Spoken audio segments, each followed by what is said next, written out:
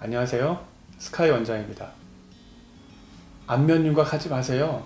양악하지 마세요. 예전에 몇몇 연예인들이 TV에 나와서 양악 수술 후에 예뻐진 모습을 공개해서 많은 이슈가 됐었죠.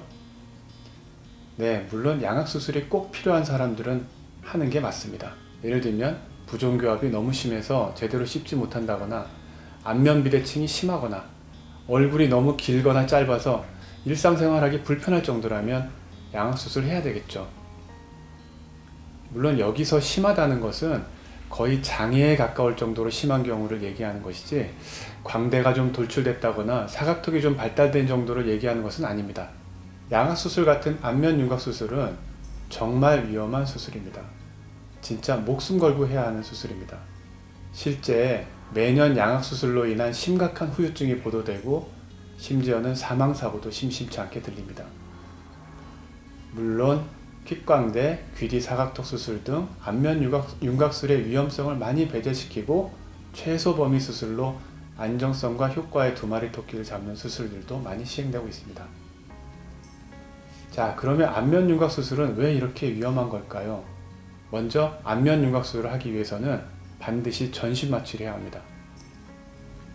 꼭 필요한 경우가 아니면 전신 마취는 되도록 안 하는 것이 좋죠. 모든 약에는 부작용이 있듯이 전신 마취를 할 때도 들어가는 각종 마취약과 근육 이완제들, 이런 약들이 내 몸에 좋을 리 없습니다. 내가 지금 당장 전신 마취를 해서 수술하지 않으면 생명의 위험이 있다거나 도무지 일상생활이 안 되는 경우라면 위험성을 무릅쓰고라도 전신 마취를 하겠지만, 그렇지 않은 경우라면 깊이 생각해서 결정해 봐야 될 것입니다. 안면 윤곽술은 얼굴뼈를 깎거나 잘라내거나 이어 붙이는 수술입니다. 조각가가 예술품을 조각하는 것과 비슷하고, 정밀하게 크기를 측정해서 자르고 이어 붙이는 과정이 공예품 만드는 과정과도 비슷합니다.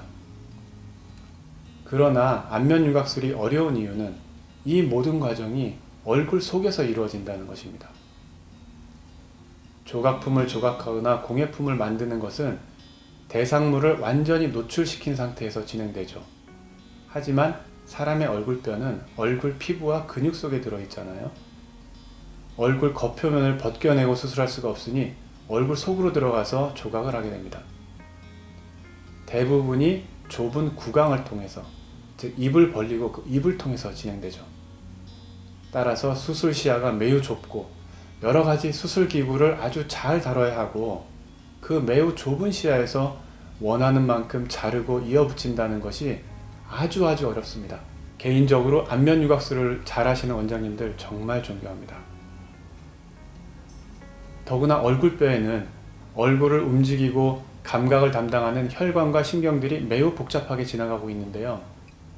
이것들을 모두 피해서 수술한다는 것은 거의 신의 경지라 해도 과언이 아닙니다.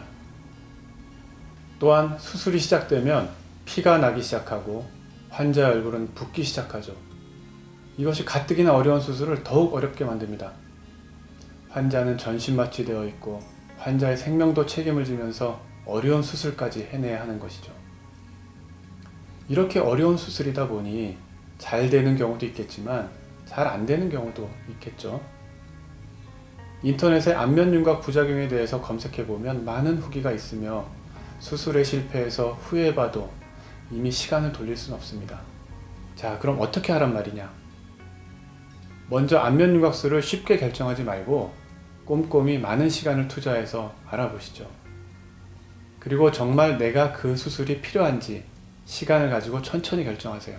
여러 곳에 상담도 받아보고 안면 윤곽술이 위험한 수술임을 절대 잊으시면 안 됩니다. 그리고 먼저 간단한 시술부터 먼저 받아봅니다. 다음 편에는 안면 윤곽 수술을 받기 전에 간편하게 먼저 받아볼 수 있는 뿌띠 시술은 어떤 것들이 있는지 말씀드리겠습니다. 감사합니다.